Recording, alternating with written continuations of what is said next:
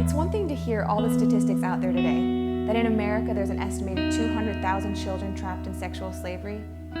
Worldwide, approximately 2 children per minute are trafficked for sexual exploitation. But it's altogether a different thing when you see their faces. Sarah was just beautiful. She was in the 6th grade, came maybe up to my shoulders, short brunette hair, infectious laugh. Her mother had been selling her right here out of their home on the West Coast since she was 5 years old. Tess came from an affluent Christian family right here in California.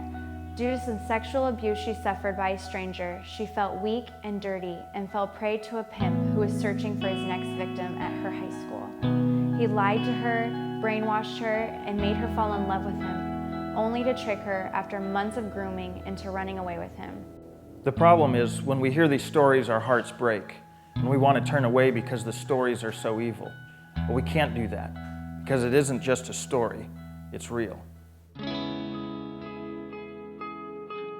There's this subtle myth that slavery was eradicated in the 19th century. The reality is there are more slaves today than ever. According to the Department of Justice, the average age of entry into child prostitution in the United States is 13 years old. And yet the 13th Amendment abolished slavery. And the danger is that we can look at the enormity of this issue and we can fall into this tragic rationale that says if you can't do everything, you can't do anything. And as Mark Laberton writes, we become paralyzed and inert. But the truth is we can't do everything, but you can do something. You can do something to make a difference. You can do something to take these children who have been enslaved and help them to become forever found. You can do something to change the world.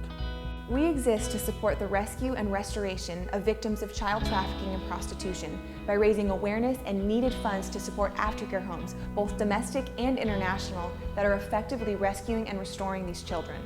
Each home we have partnered with provides food, shelter, emotional, spiritual counseling, educational and vocational training, medical care, community relationships and support, a family atmosphere, and the love of Jesus Christ.